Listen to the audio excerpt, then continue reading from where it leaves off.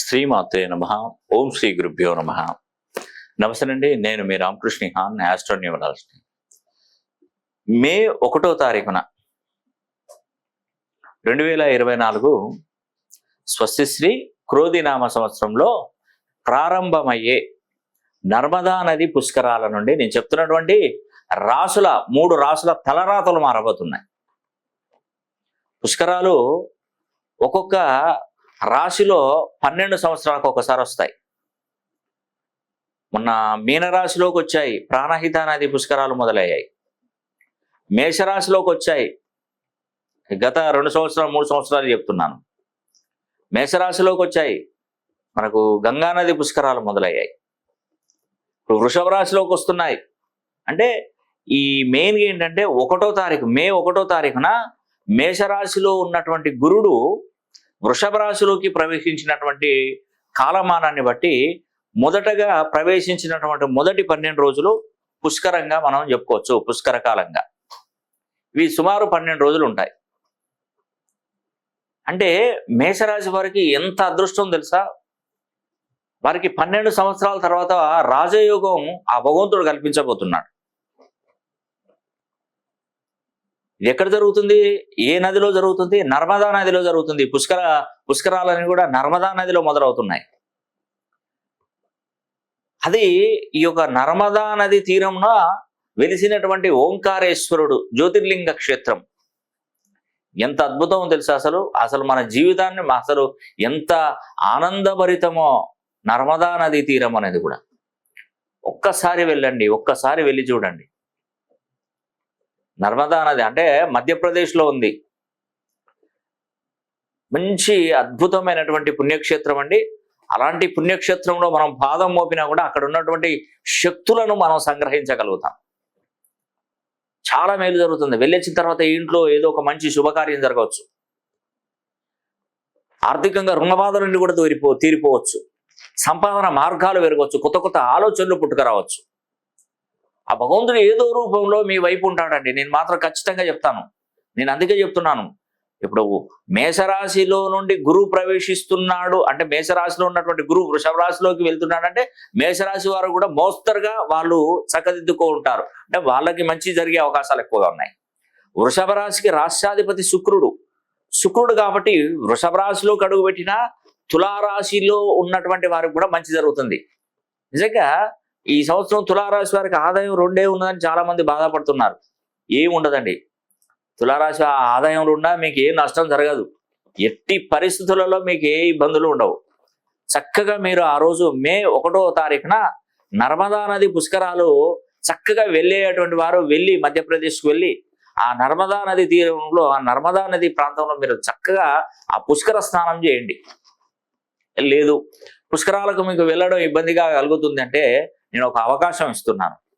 మీ గోత్రనామాలు మాకు పంపించినట్టయితే నేను ఆ రోజు పుష్కరాలలో 18 బీజాక్షరాలు ప్రతి సంవత్సరం ఇస్తున్నానండి. బీజాక్షరాలు ఇప్పుడు మొన్న కాశీకి వెళ్ళాలనుకున్నారు, మేషరాశిలోకి ఈ యొక్క గురుడు ప్రవేశించినప్పుడు ఎవరైనా వెళ్ళారా? వెళ్ళలే. నా ద్వారానే మళ్ళీ చేయించుకున్నారు చాలా మంది.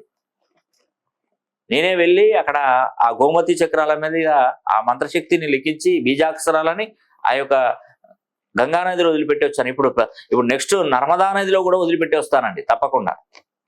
ఆ బీజాక్షరాలు వేసేసి అక్కడ నుండి ఆ జలాన్ని తీసుకొస్తాను.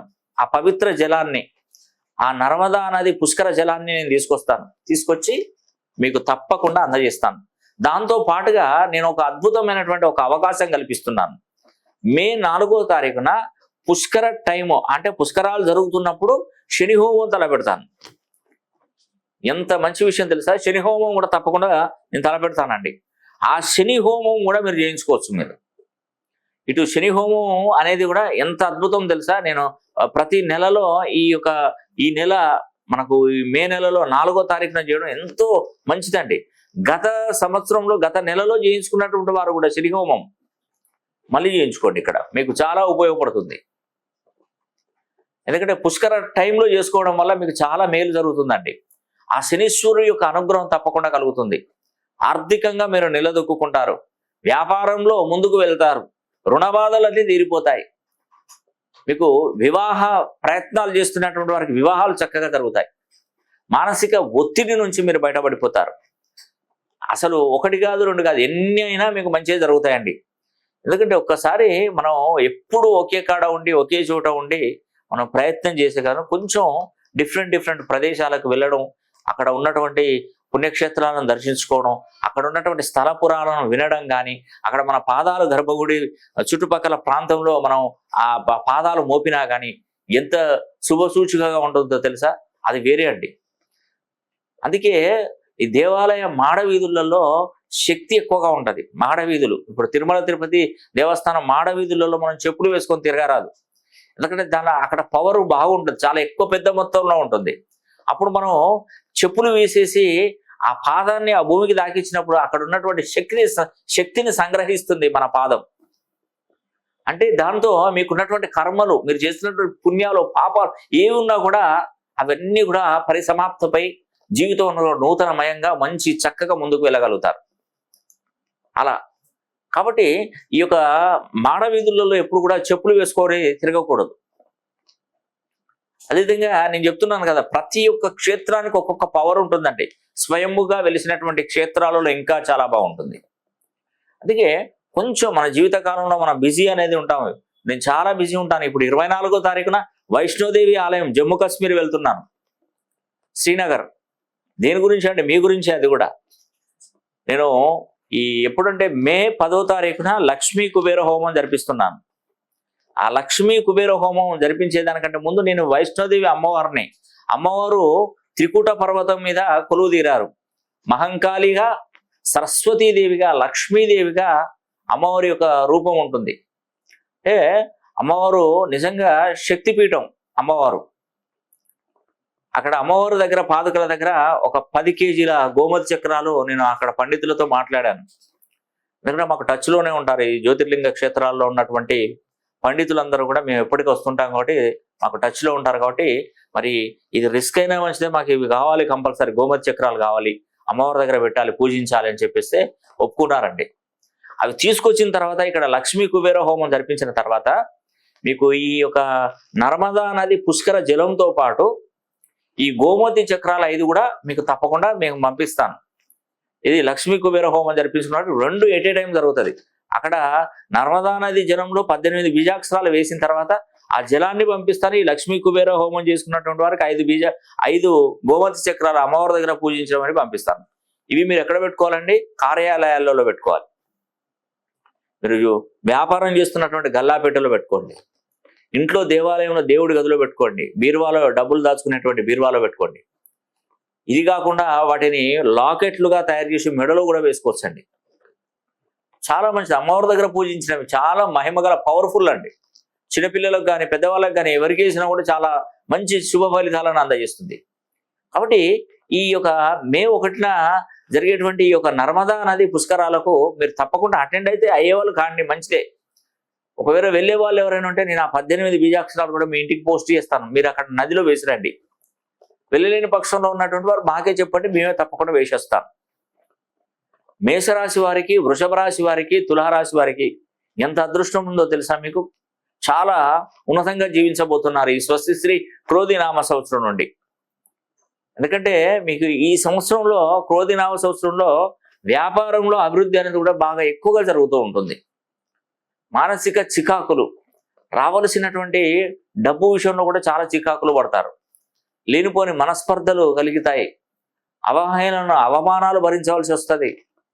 సూటిగా మాట్లాడే వారికి మనం సూటిగానే సమాధానం చెప్పవలసినటువంటి అవసరం కూడా మనకు కలుగుతుంది. కోపాన్ని తగ్గించుకోవాలి. క్రోధినామ సంవత్సరంలో క్రోధంగా ఉండకూడదు, అంటే కోపంతో ఉండకూడదు. ఎప్పుడు కూడా ప్రతి విషయాన్ని సామరస్యంగా పరిష్కరించుకొని దానికి తగ్గట్టుగా సమాధానం ఇచ్చడం నేర్చుకోవాలి. ఎదుటివాడు తొందరపడుతున్నాడని మనం తొందరపడని అవసరం లేదు. దాన్ని కూలంకుషంగా సమాధానం చెప్పే బాధ్యత మనది. అవునండి. భార్యాభర్తలలో కూడా ఈ సంవత్సరం కొన్ని గొడవలు ఎక్కువగానే ఉంటాయి. అందులో భార్యాభర్తలు ఇద్దరు కూడా కోపతాపానికి వెళ్తే, కోపతాపాలకు ఇద్దరు ఉంటే అక్కడ జరిగేది ఇంకొకటి వేరే అవుతుంది. ఒకరు కోపంతో ఉన్నప్పుడు ఒకరు కాంప్రమైజ్ కావాలి. ఒకరు కాంప్రమైజ్ అయితే ఒకరు కోపంతో ఉంటారు, పెద్ద నష్టం లేదు. ఎందుకంటే మనం డి అంటే డి, నువ్వా నేనా అన్నట్టుగా ఉంటే అక్కడికి వచ్చేది నష్టమే కానీ ఏమాత్రం లాభం ఉండదండి. అది మాత్రం ఖచ్చితంగా గుర్తుపెట్టుకోవాల్సిన ఆవశ్యకత మీ పైనే ఉంది. కాబట్టి మీ పేరును 270 డిగ్రీస్ 270 డిగ్రీల నుండి 360 డిగ్రీల కోణంలో కనుక మీ పేరును మీరు మార్చుకోగలిగితే, మార్చుకున్నటువంటి పేరును Aadhaar card, pan card, passport, certificate ఏది చేంజ్ చేసే అవసరమే లేదండి. జస్ట్ ఒక నోట్బుక్ మీద రోజు ప్రాక్టీస్ చేస్తుంటే సరిపోతుంది. కాబట్టి ఈ అవకాశాన్ని ప్రతి ఒక్కరూ సద్వినియోగం చేసుకోవడం కూడా మనస్ఫూర్తిగా కోరుకుంటూ సెలవు తీసుకుంటున్నాను. సర్వే జనా సుఖినో భవంతు.